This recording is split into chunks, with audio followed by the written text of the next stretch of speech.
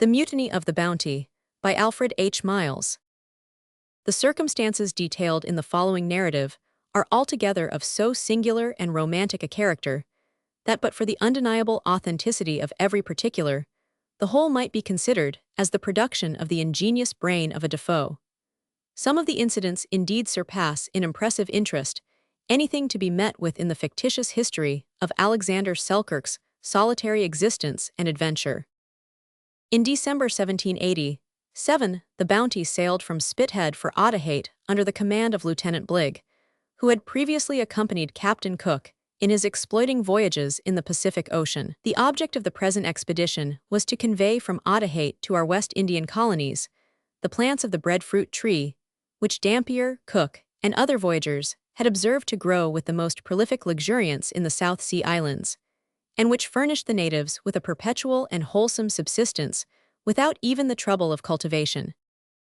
The crew of the Bounty consisted of 45 individuals, including the commander and 2 skillful gardeners to take charge of the plants, for the removal of which every accommodation had been provided on board, under the superintendence of Sir Joseph Banks, who had personally visited Otaheite with Captain Wallis. After a most distressing voyage, in which, after reaching Cape Horn, they were compelled to put the helm aweather and take the route by Van Diemen's Land, the voyagers anchored in Matavia Bay, Otaheite, on October 26, 1788, having run over, by the log, since leaving England, a space of 27,086 miles, or an average of 108 miles in 24 hours.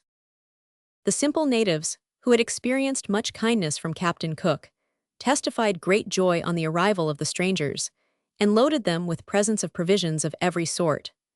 The character, condition, and habits of the islanders, as described to us even by their early visitors, present a most extraordinary contrast to the usual features of savage life.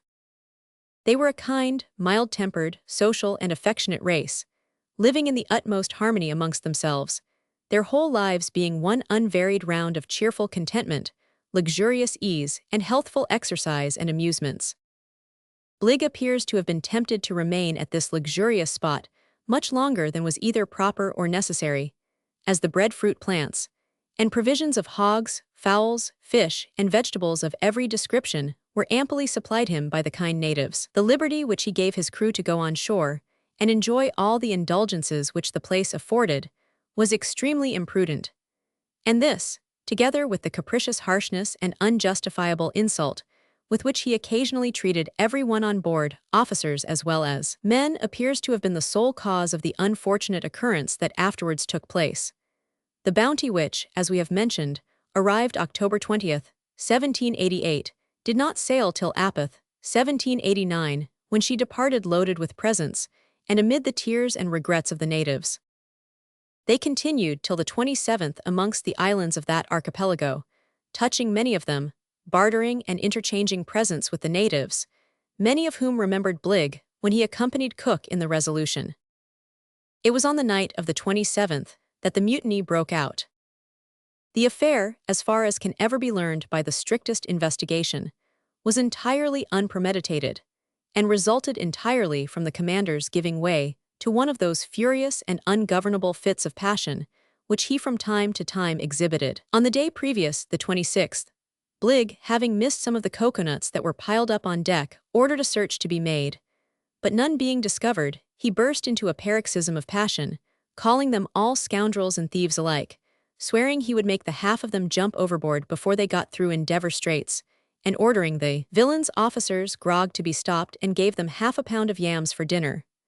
The officer of the watch, a young man of respectable family, named Fletcher Christian, who was master's mate, and had been 2 voyages with Bligh, incurred the greatest share of abuse, the latter cursing him for a hound, and accusing him of having stolen the coconuts for his own use. Christian, who was a fiery-spirited young man, appears to have become exasperated at this ignominious treatment, to much of the same kind of which he had been subjected for some time previous.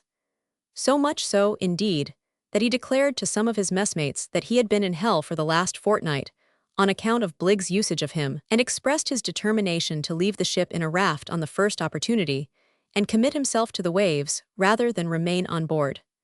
During the night of the 28th, he accordingly began to prepare his raft, and while so employed, One of the crew unfortunately suggested that it would be better for him to seize the ship at once. The idea, which Christian does not seem to have thought of till that moment, was instantly caught at, and a few whispers amongst the crew showed that the majority were quite ready for the scheme, which was forthwith put into execution.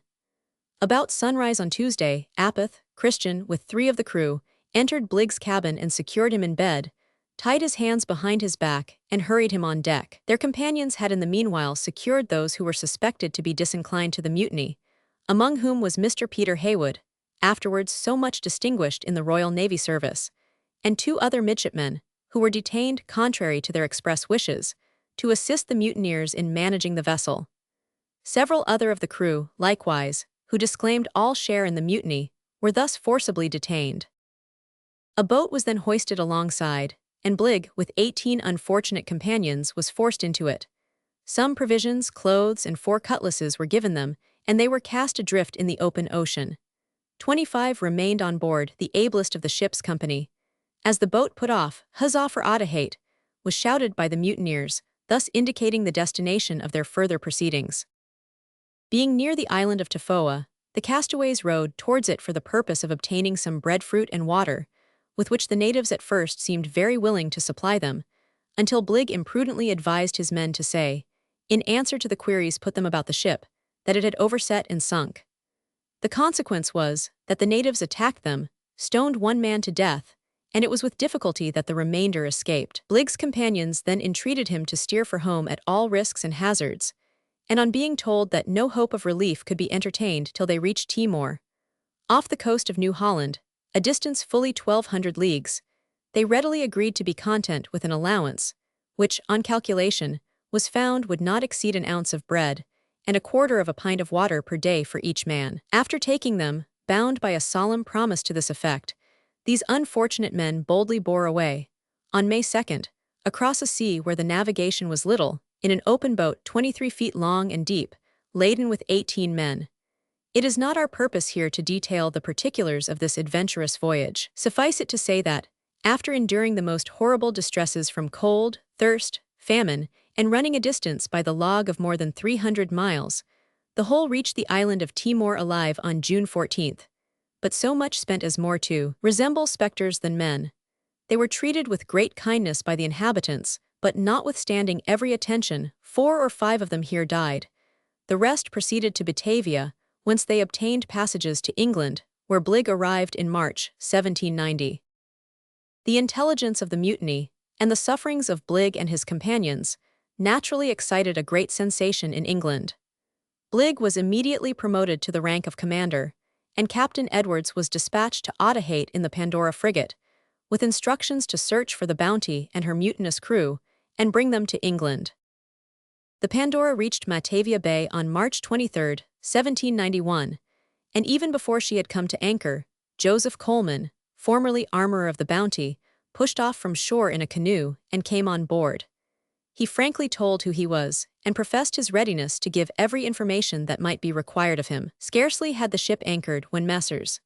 Heywood and Stewart, late midshipmen of the Bounty, also came on board, and in the course of 2 days afterwards, the whole of the remainder of the Bounty's crew, in number 16, then on the island, surrendered themselves, with the exception of 2 who fled to the mountains, where, as it afterwards appeared, they were murdered by the natives.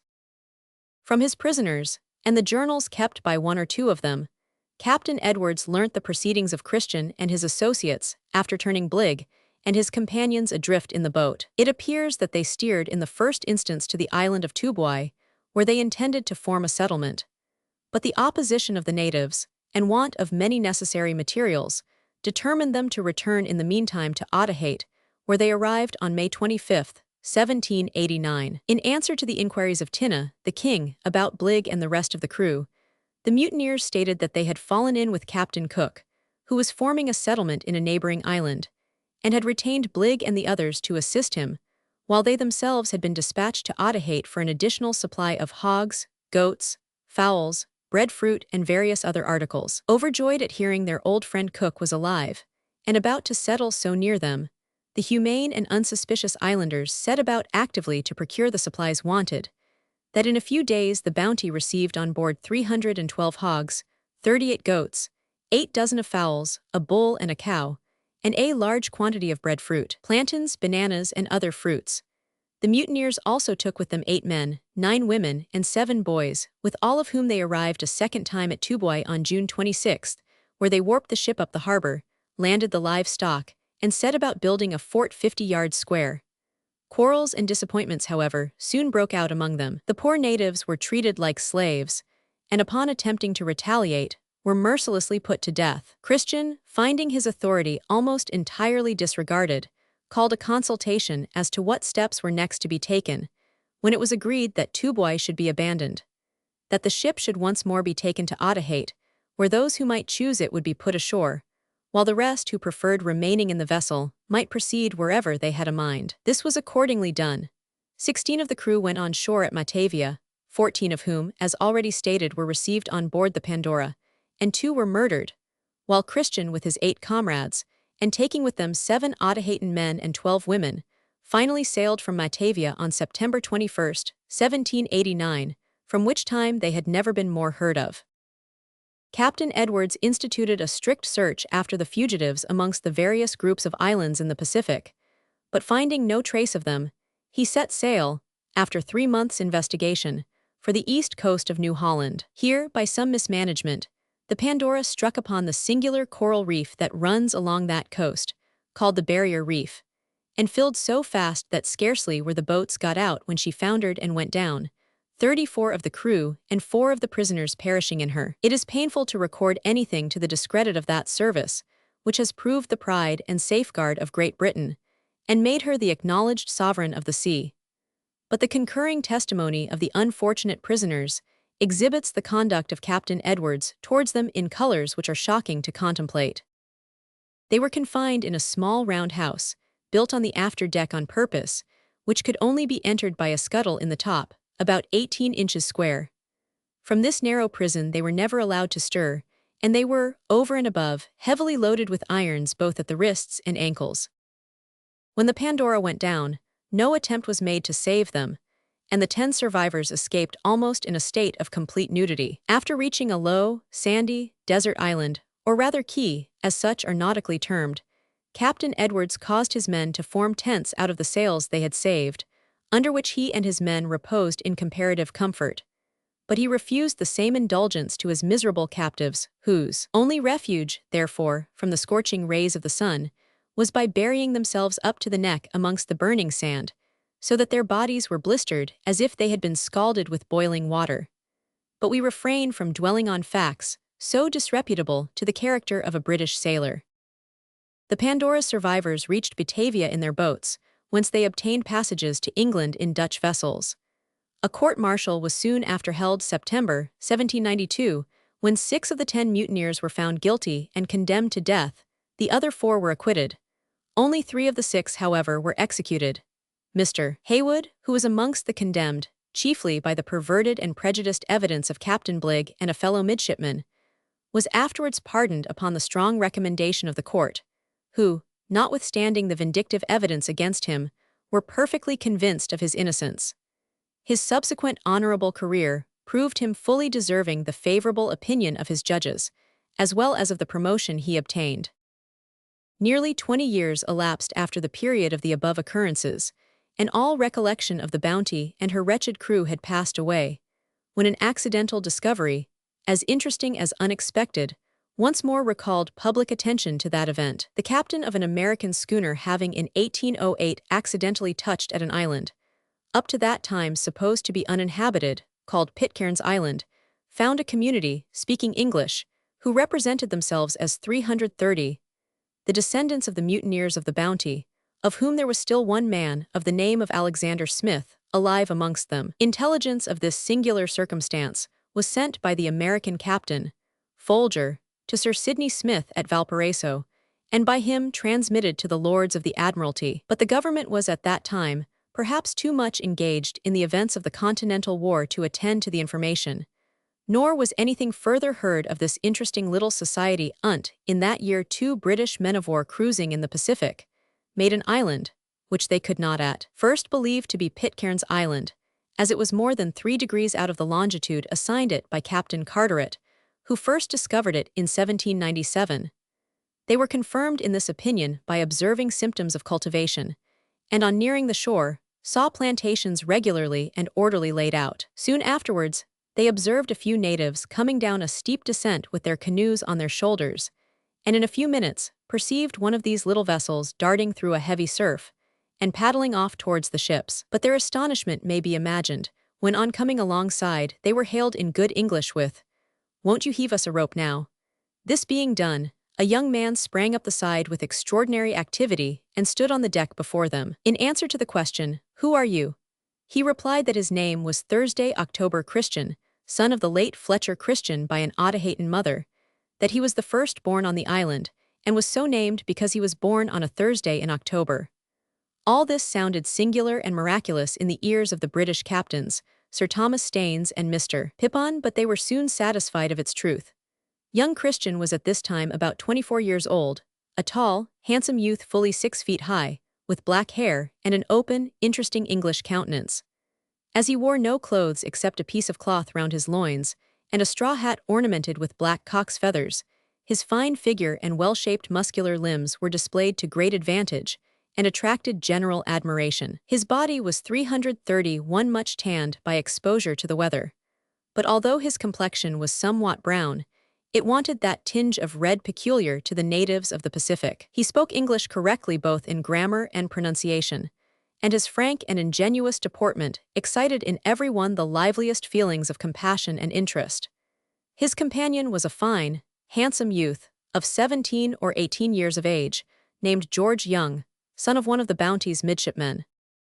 The youths expressed great surprise at everything they saw, especially a cow, which they supposed to be either a huge goat or a horned sow, having never seen any other quadruped.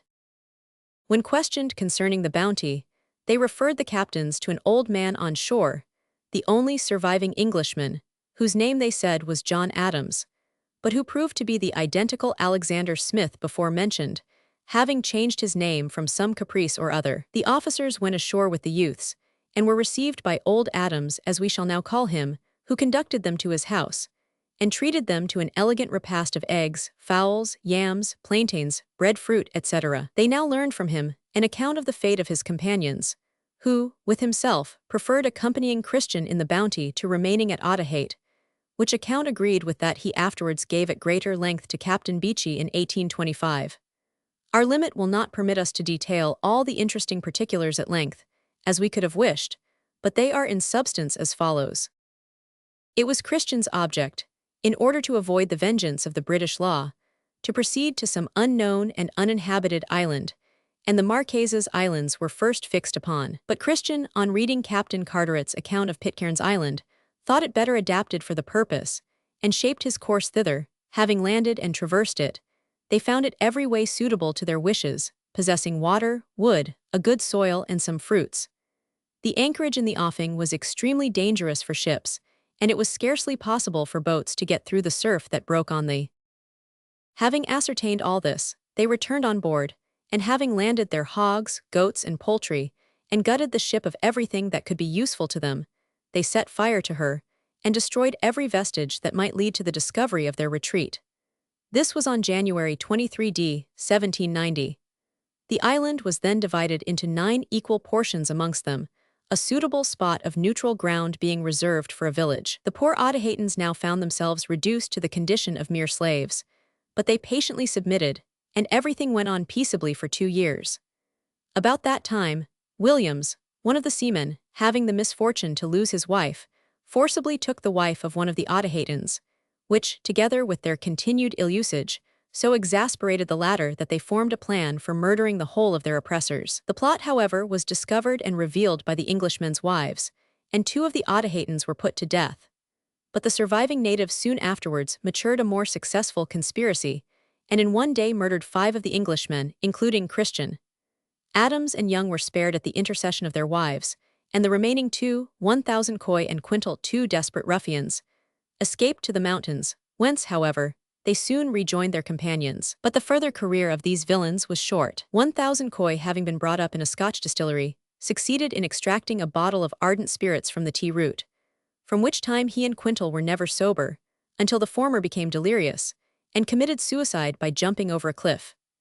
Quintal, being likewise almost insane with drinking, made repeated attempts to murder Adams and Young, until they were absolutely compelled, for their own safety, to put him to death, which they did by felling him with a hatchet. Adams and Young were at length the only surviving males who had landed on the island, and being both of a serious turn of mind, and having time for reflection and repentance, they became extremely devout. Having saved a Bible and prayer book from the Bounty, they now performed family worship morning and evening, and addressed themselves to training up their own children, and those of their unfortunate companions, in piety and virtue. Young, however, was soon carried off by an asthmatic complaint, and Adams was thus left to continue his pious labors alone. At the time Captain Staines and Pipon visited the island, this interesting little colony consisted of about 46 persons, mostly grown-up young people, and all living in harmony and happiness together, and not only professing, but fully understanding and practicing, the precepts and principles of the Christian religion. Adams had instituted the ceremony of marriage, and he assured his visitors that not one instance of debauchery or immoral conduct had occurred amongst them. The visitors, having supplied these interesting people with some tools, kettles, and other articles, took their leave. The account which they transmitted home of this newly discovered colony was, strange to say, as little attended to by government as that of Captain Folger, and nothing more was heard of Adams and his family for nearly 12 years, when in 1825, Captain Beechey, in the Blossom, bound on a voyage of discovery to Bering Straits, touched at Pitcairn Island. On the approach of the Blossom, a boat came off under all sail towards the ship, containing old Adams and 10 of the young men of the island. After requesting and obtaining leave to come on board, the young men sprang up the side and shook every officer cordially by the hand. Adams, who was grown very corpulent, followed more leisurely. He was now dressed in a sailor's shirt and trousers, with a low-crowned hat, which he held in his hand in sailor fashion, while he smoothed down his bald forehead when addressed by the officers of the Blossom. It was the first time he had been on board a British vessel since the destruction of the Bounty, now 35 years ago, and it was evident his mind recurred to the events of that period. Captain Beechey procured from Adams a detailed narrative of the whole transaction of the mutiny and subsequent events, which has since been published by that gentleman, and of which we have already given an abstract. The little colony had now increased to about 66, including an English sailor of the name of John Buffet, who at his own earnest desire had been left by a whaler. In this man, the society luckily found an able and willing schoolmaster. He instructed the children in reading, writing, and arithmetic, and devoutly cooperated with old Adams in affording religious instruction to the community. The officers of the Blossom went ashore, and were entertained with a sumptuous repast at Young Christian's, the table being spread with plates, knives, and forks. Buffet said grace in an emphatic manner, and so strict were they in this respect, that it was not deemed proper to touch a morsel of bread without saying grace both before and after it. The officers slept in the house all night, their bedclothing and sheets consisting of the native cloth made of the native mulberry tree. The only interruption to their repose was the melody of the evening hymn, which was chanted together by the whole family after the lights were put out, and they were awakened at early dawn by the same devotional ceremony. On Sabbath the utmost decorum was attended to, and the day was passed in regular religious observances. All that remains to be said of these excellent people, concludes Beechey, is that they appear to live together in perfect harmony and contentment, to be virtuous, religious, cheerful, and hospitable beyond the limits of prudence, to be patterns of conjugal and parental affection, and to have very few vices. We remained with them many days, and their unreserved manners gave us the fullest opportunity of becoming acquainted with any faults they might have possessed. In consequence of a representation made by Captain Beechey, the British government sent out Captain Waldegrave in 1830, in the Seringapatam, with a supply of sailors' blue jackets and trousers, flannels, stockings and shoes, women's dresses, spades, mattocks, shovels, pickaxes, trowels, rakes, etc. He found their community increased to about 79, all exhibiting the same unsophisticated and amiable characteristics as we have before described. Other 2 Englishmen had settled amongst them, one of them called Nobbs, a self-constituted missionary, who was endeavoring to supersede Buffet in his office of religious instructor. The patriarch Adams, it was found, had died in March 1826, aged 65. While on his deathbed he had called the heads of families together, and urged upon them to elect a chief, which, however, they had not yet done. But the greatest harmony still prevailed amongst them, notwithstanding Nob's exertions to form a party of his own. Captain Waldegrave thought that the island, which is about 4 miles square, might be able to support 1,000 persons, upon reaching which number they would naturally emigrate to other islands. Such is the account of this most singular colony, originating in crime and bloodshed. Of all the repentant criminals on record, the most interesting, perhaps, is John Adams. Nor do we know where to find a more beautiful example of the value of early instruction than in the history of this man, who, having run a full career of most kinds of vice, was checked by an interval of leisure and reflection, and a sense of new duties awakened by the power of natural affection.